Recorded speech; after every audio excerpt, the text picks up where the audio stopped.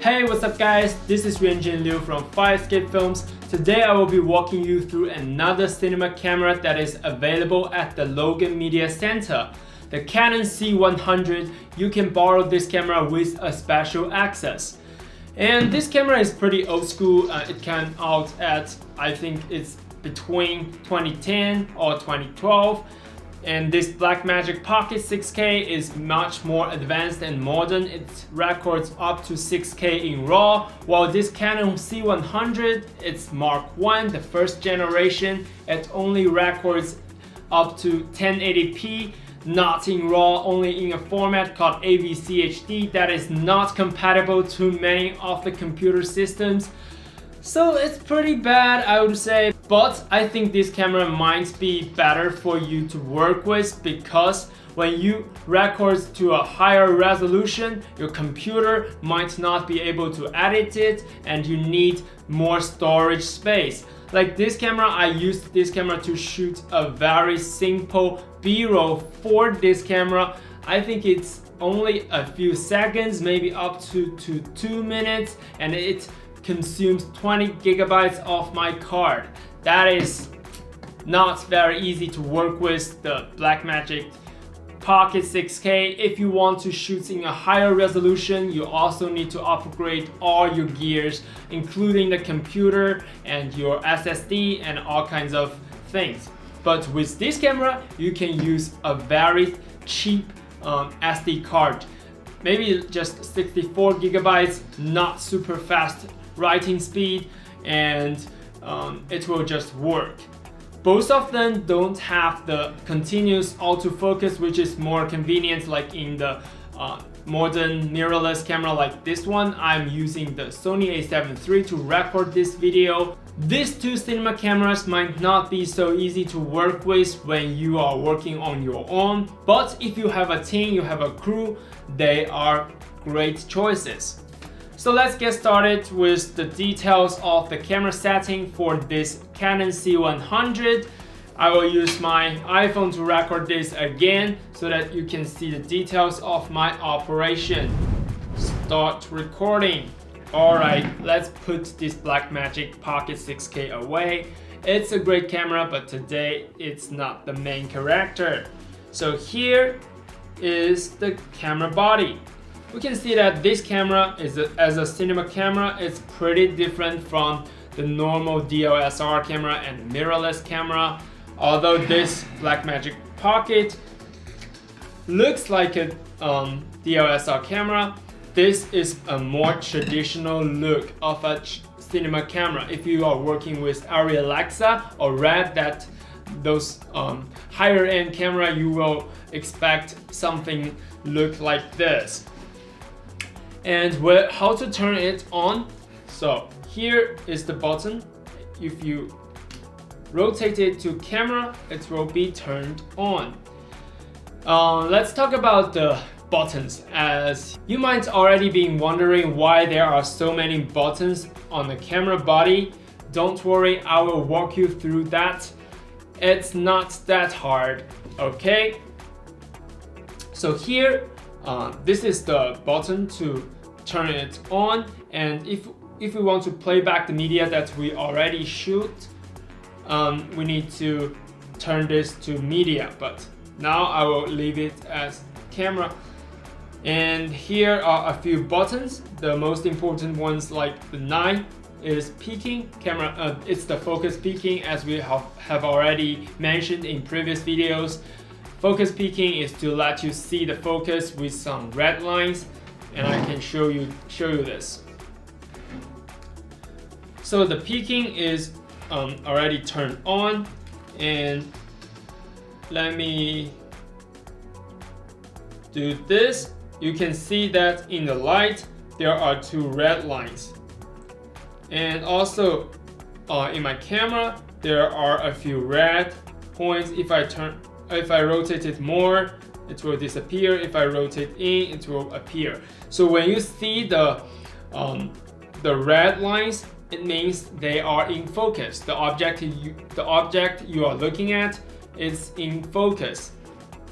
Very easy to understand, right? And the zebra lines are for the exposure. If it's overexposed, you will see zebra lines. Let me click it. Okay, let me see. Click it, and you can see that there are zebra lines there. It might not be so easy to see in the screen. What about, let me do this, and zebra lines, turn it off and on. Okay, yeah, this is an old product. It might not work as expected, but you can see that the zebra lines is around the brightest area, so it's actually working. They are pretty useful things. They are the indicator of your exposure and your focus. These two things are fundamentally the most important thing when you're making a film. If your image is out of focus, or you have overexposed or underexposed image, they are just kind of amateur. So the next thing, the status. You can click the status button so that you can understand and take a look at the camera's settings and current status. Very, very easy to understand. Okay, the next button is white balance right here. It's also a very important factor to set. White balance, when we click it, we can see that the white balance is flickering. It will flicker for a second.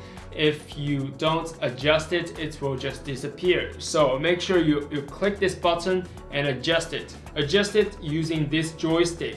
So when you move it up, it will just increase the color temperature. Move it down, it will decrease the color temperature. Something like this. So I will leave it at around 700, around that. Okay, and that's the white balance.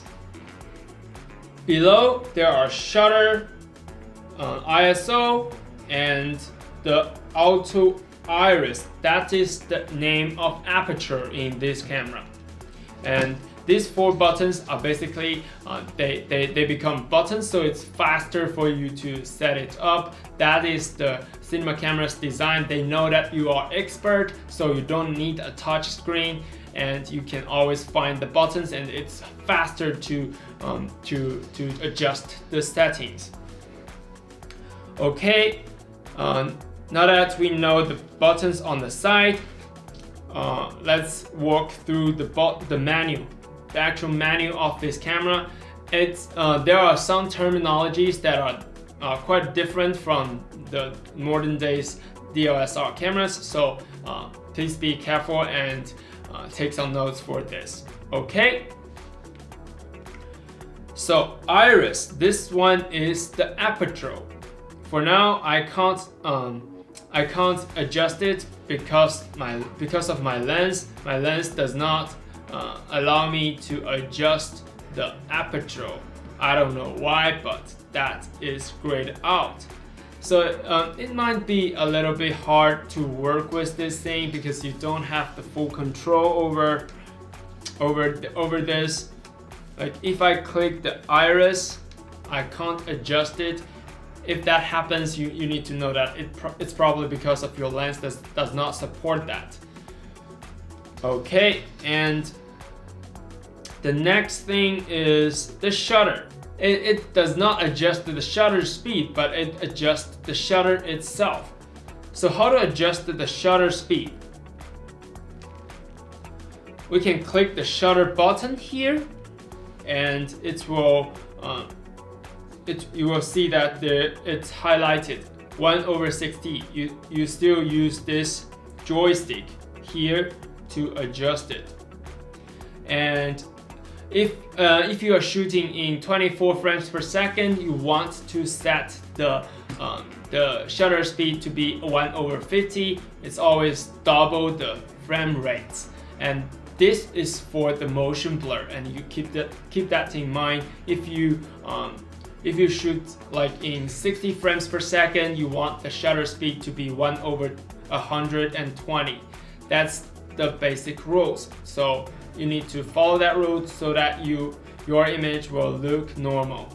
Otherwise, like if the weather, like if it's a very sunny day and you didn't bring a ND filter, or your lens does not come with an ND filter, and you set a very high shutter speed, that will cause your image to look bad, and the motion blur just does not look great.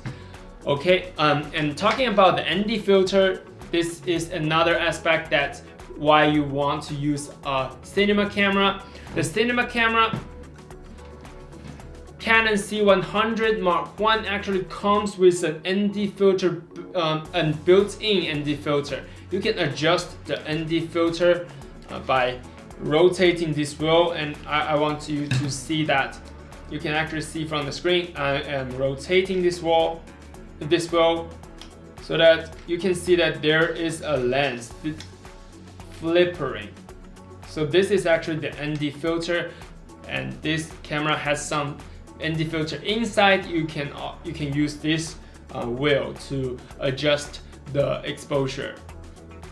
Also, this lens also has an ND filter here, and you can see that I can adjust this lens to adjust exposure. ND filter is the way you adjust exposure in cinema camera, because you always want to set the shutter speed to be double the frame rate, and you want a larger aperture, and you want a lower ISO, and with that set up, you want to adjust the ND filter to make sure you get the highest quality image.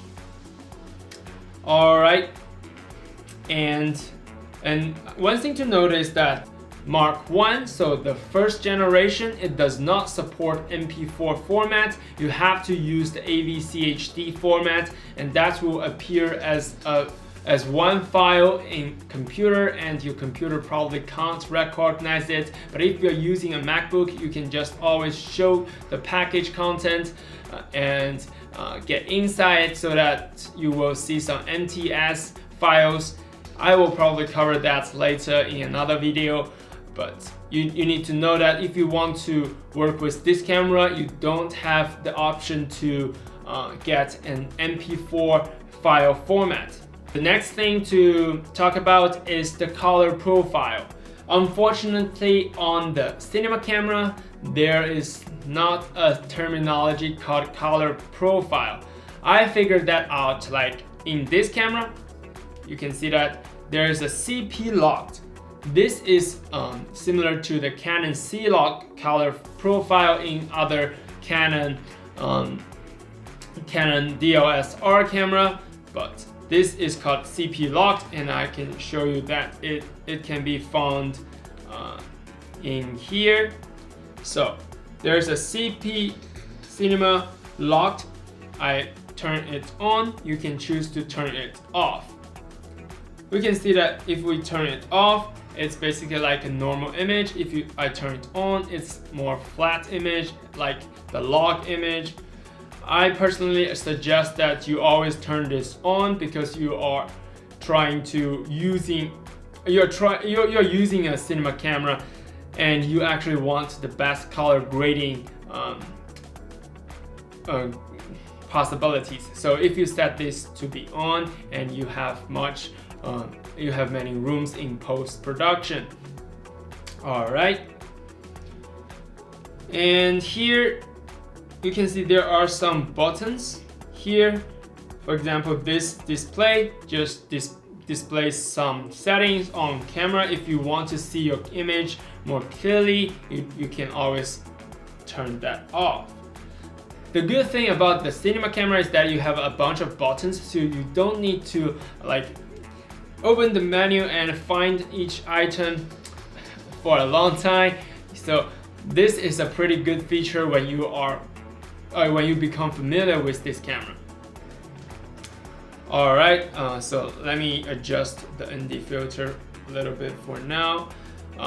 And the next thing is how you can shoot in different frame rates. So for now I chose 24p, but you can always change it if you want to do some slow motion. I would say you need to find it somewhere here.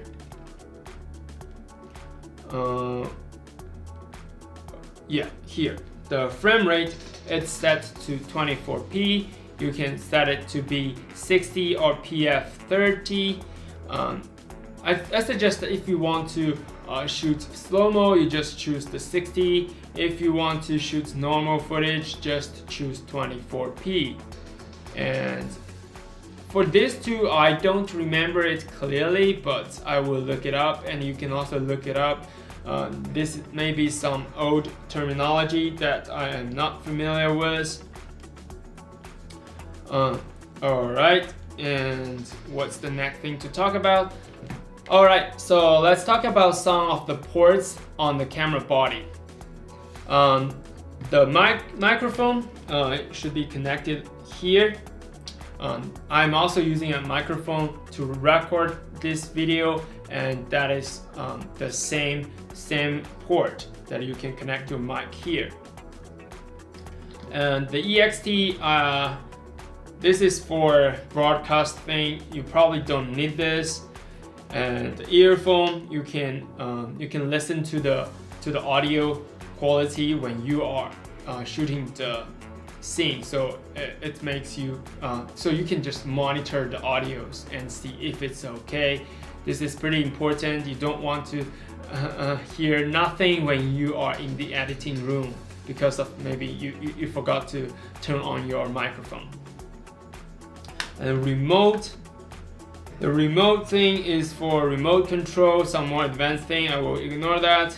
The USB makes this camera is a cinema camera, so you can actually add it in camera.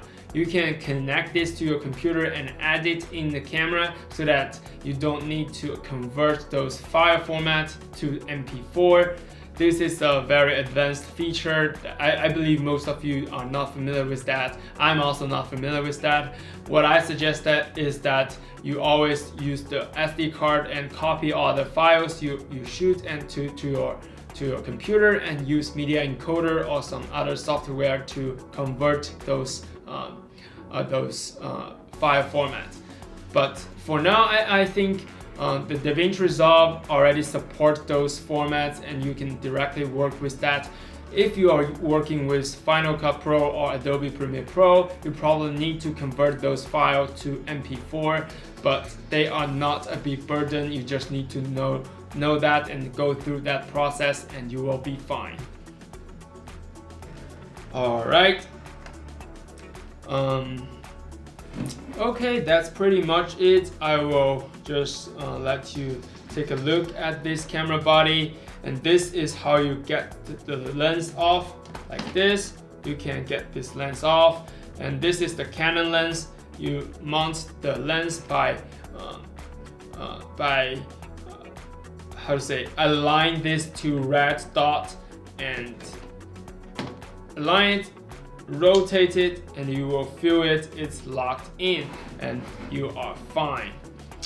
All right, this camera is pretty good. I think one of the worst thing cinema camera compared to the consumer level product like my Sony a7 III is that it does not have continuous autofocus. Both of these two cameras, although they are more expensive than my camera, they do not contain the functionality of continuous autofocus, which is pretty important, I think, but they are designed for multiple people to work with. So normally when you are in Hollywood or some Netflix thing, one person will be holding the camera, and another person will be dedicated to the focus. So two people can work with one camera. That is how the cinema camera is designed, and they are going for the higher quality, and there's a trade-off for the convenience. So if you are working with movies and films, this is something you need to bear with. Okay, that's pretty much it, and I hope you enjoyed this video. And next time when you have the chance to check out this camera, don't miss the chance. This is a pretty good practice for you to take a look at a traditional cinema camera.